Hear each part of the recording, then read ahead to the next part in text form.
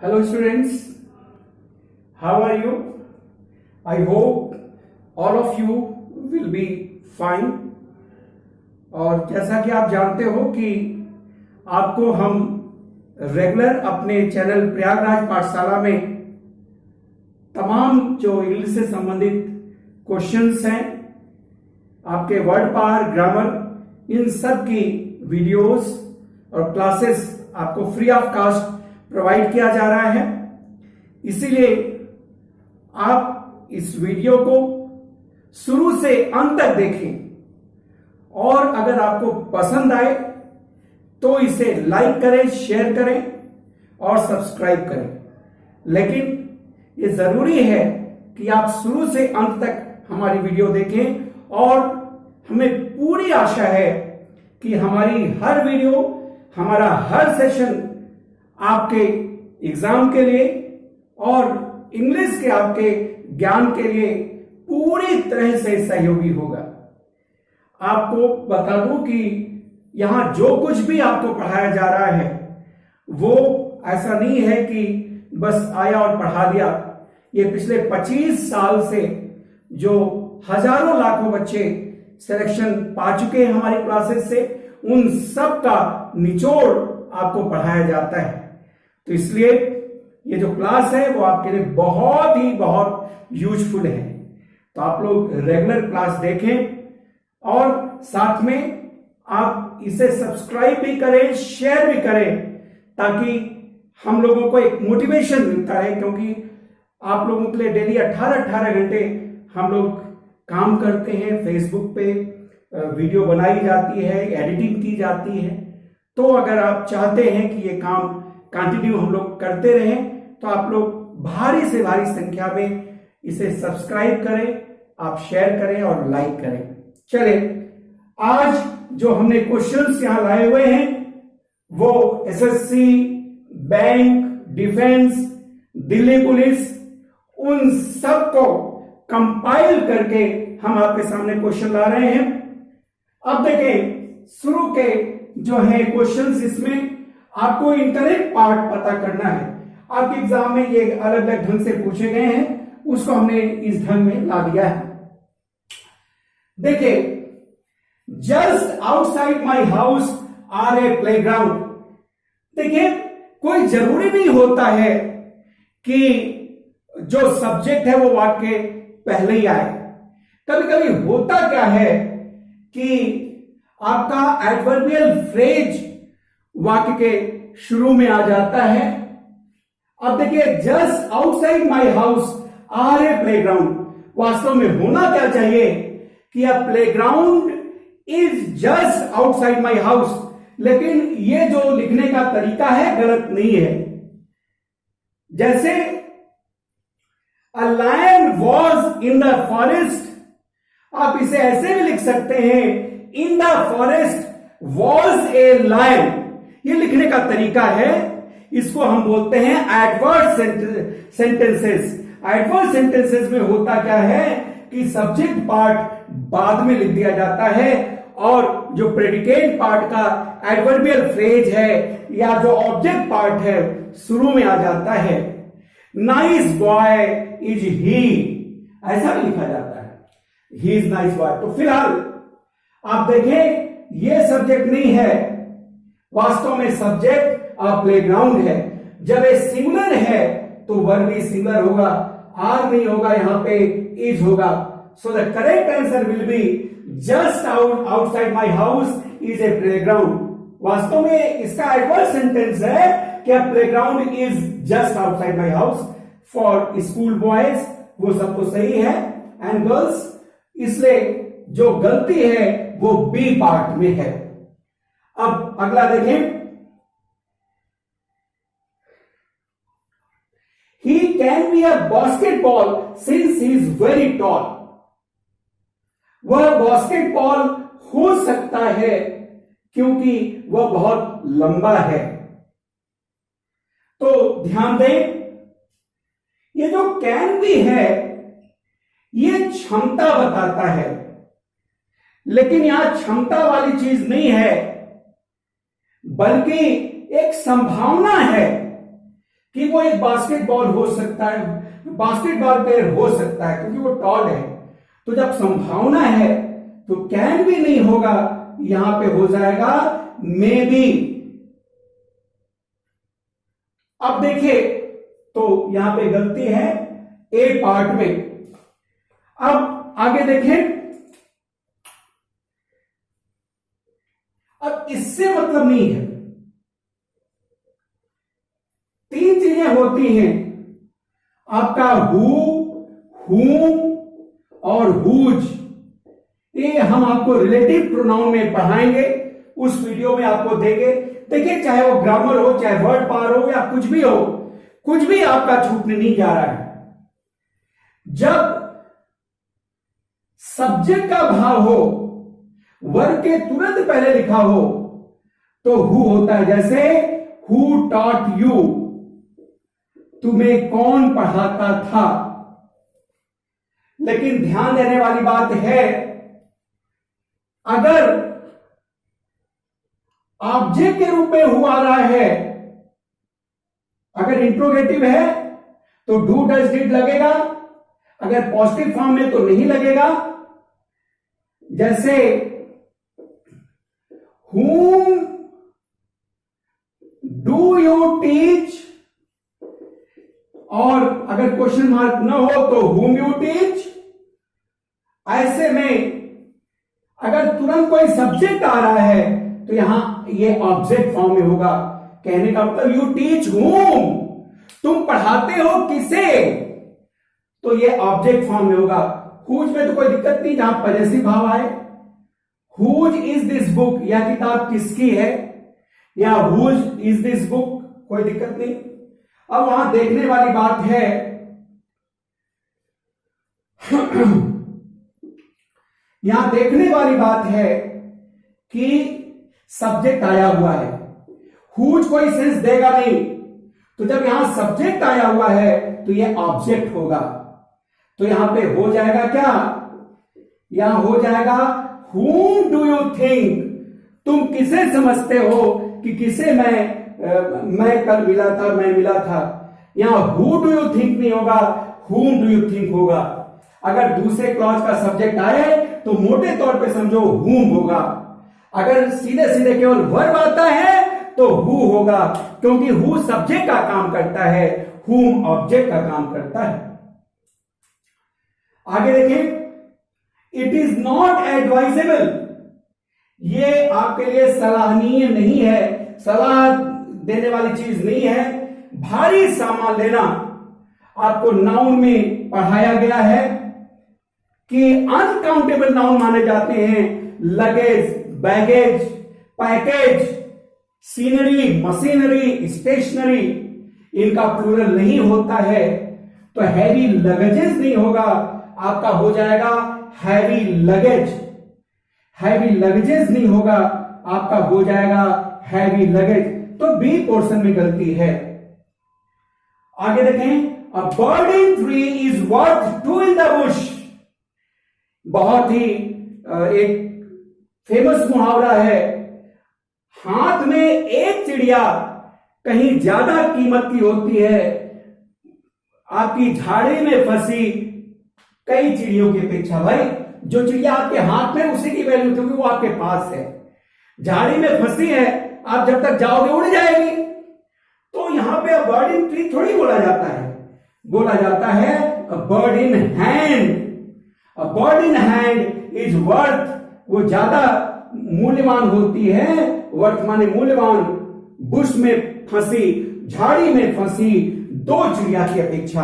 तो यहां पे ए पोर्शन में गलती है। तो इस तरह से आपको ये कुछ जो इनकरेक्ट पार्ट फाइंड आउट करना था उसके क्वेश्चंस थे। अब हम आगे देखते हैं।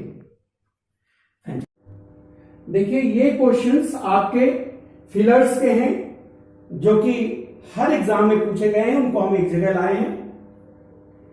He has the full facts but he is deliberately hiding them. He has full facts but he is deliberately hiding them. इसका मतलब क्या है कि उसके पास पूरे फैक्ट्स हैं। अब पूरे फैक्ट्स होना अब द स्लीप बोला जाता है। अब द स्लीप का मतलब होता है कि गुप्त रूप से रखना। ये आपका इस तरह का एक फ्रेज आता है। करेक्ट आंसर ए हो जाएगा, अप ही स्लीप। ठीक है, अपने पास रखना, करेक्ट आंसर हो जाएगा ए। अब नेक्स्ट देखना, when the morning murder was discovered. बहुत सारे हमने देखा कि किताबों में जिन लोगों ने लिखा है, बहुत सारे लोगों ने सोल्यूशन में बहुत ही इस पे नॉनसेंस ढंग से, अब नॉनसेंस क्या कहें, बहुत ही लापरवाही पूर्ण ढंग से डिस्कशन किया गया है। आप कोई भी किताब निकाल के देख लो, कहीं की भी कोई किताब निकाल के देख लो, तो उसमें 99% जो ओरिजिनल राइटर हैं when the morning came, when the evening came होता है। और यहां बड़े बड़े यूट्यूबर्स, क्या बताया जाए, उन्होंने बोला व्हेन द मॉर्निंग अराइव्ड। बेटा मॉर्निंग इवनिंग का एक ऑब्वियस सा जो कहने का तरीका होता है वो केम होता है। शेक्सपियर से लेके वर्ड्सवर्थ तक, जॉनसन तक आपने मॉर्निंग इवनिंग केम पढ़ा है, और यही आंसर भी होगा। अगर कम ना होता तो अराइव से काम चलाया जा सकता है, लेकिन जब बिल्कुल ओरिजिनल आपके पास है तो फिर अराइव को लिखने का कोई मतलब ही नहीं है। करेक्ट आंसर हो जाएगा when the morning came murder was discovered. अगला देखिएगा, the appearance of the city day by day. ध्यान दें, जब डे बाय डे दिया हो तो ये हमेशा कंटिन्यूअस का सेंस देता है, तो इसलिए हो जाएगा शहर का जो रूप है, अपीयरेंस माने क्या होता है, रूप। शहर का जो रूप है वो दिन प्रतिदिन बदल रहा है। शहर का रूप दिन प्रतिदिन बदल रहा है, तो जब डे बाय डे होता है तो वो कॉन्टिन्यूअस में होता है। The appearance of the city change नहीं होगा, बी पोर्शन हो जाएगा, is changing day by day. अब ध्यान दीजिएगा, ये जो कॉल अप है, अप जो है भाव को बताता है। जैसे an idea came up in my mind, एक विचार मेरे दिमाग में आया, तो क्या पैर से आएगा क्या, यानी भाव के रूप में आना तो कम अप। उसी तरह से it has called up the old memories, इस घटना ने पुरानी मेमोरीज को बुलाया। क्या बुलाएगा, क्या यानी भाव के रूप में मेरे दिमाग में बुलाया, यानी उस चीज को फिर से उभारा, तरोताजा किया। तो कॉल अप का मतलब होता है रिवाइव। ये हम आपको फ्रेजल वर्ड में पढ़ाएंगे। मैं आपको बता दूं, वर्ड पावर, इडियम, फ्रेजेस, ये सारी चीजें आपको क्लास में ही याद करा दी जाएंगी, नए बिल्कुल ट्रिक से, नए ढंग से, कहां से बना है, और वो ढंग हर तरह से व्यापक होगा। तो हो जाएगा the smell of the city, यहां कॉर्ड भी रहना चाहिए।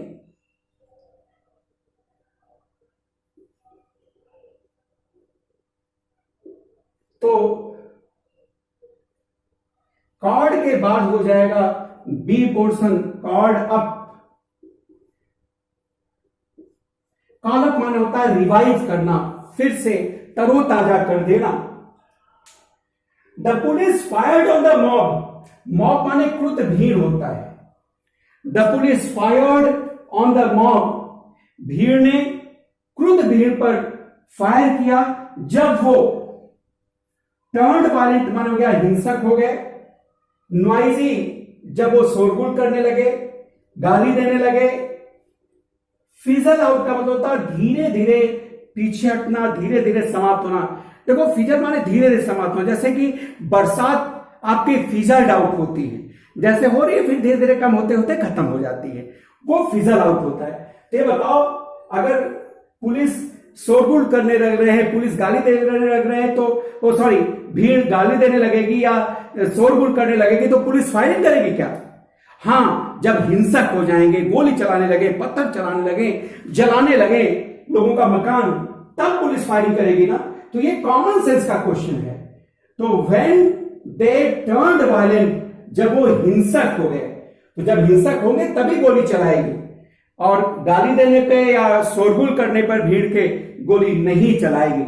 इस तरह से ये सारे क्वेश्चन है। अब हम आगे के क्वेश्चंस, इंपॉर्टेंट क्वेश्चंस देखते हैं। चलिए देखिए, अब हम नेक्स्ट क्वेश्चंस पे देखते हैं। एफिमिनेसी, देखिए ये जो एफिमिनेसी है, ये आपका वर्ड बना है एफिमिनेट से।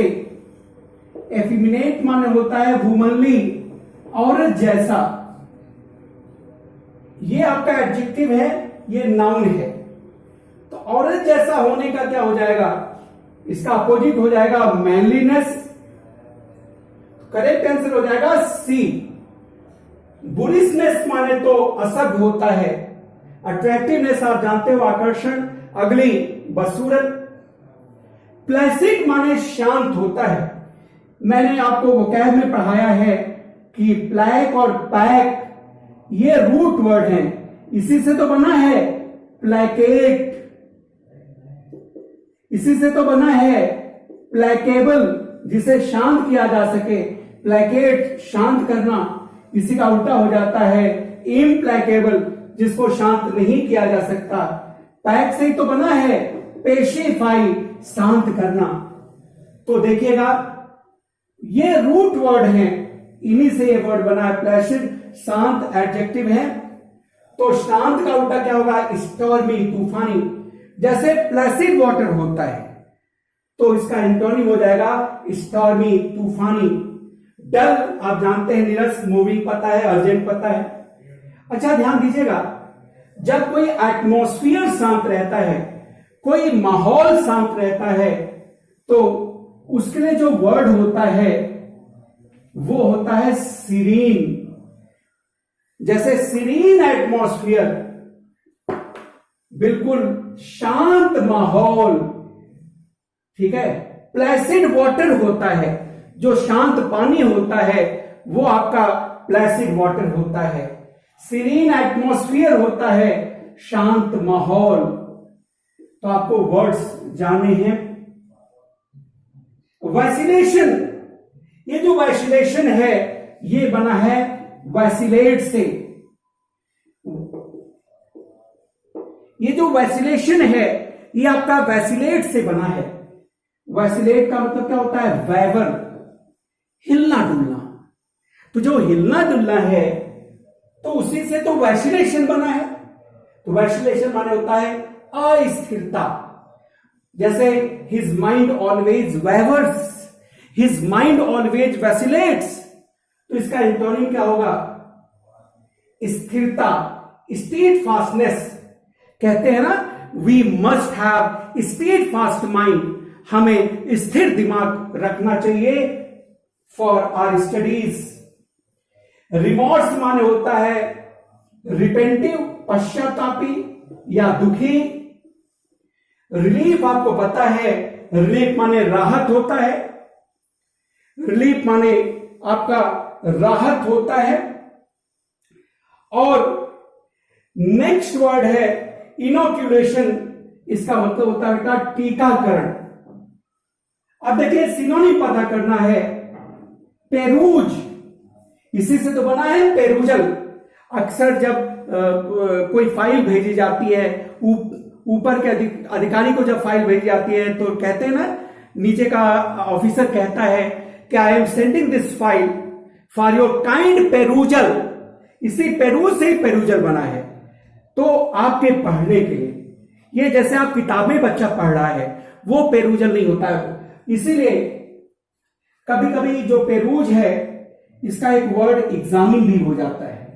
लेकिन अगर दोनों दिया है तो रीड ज्यादा सही है। लेकिन आप किताब पेरूज नहीं करते हैं। जैसे कोई फाइल हो पढ़ने के लिए भेजा जाता है तो वो पेरूज होता है।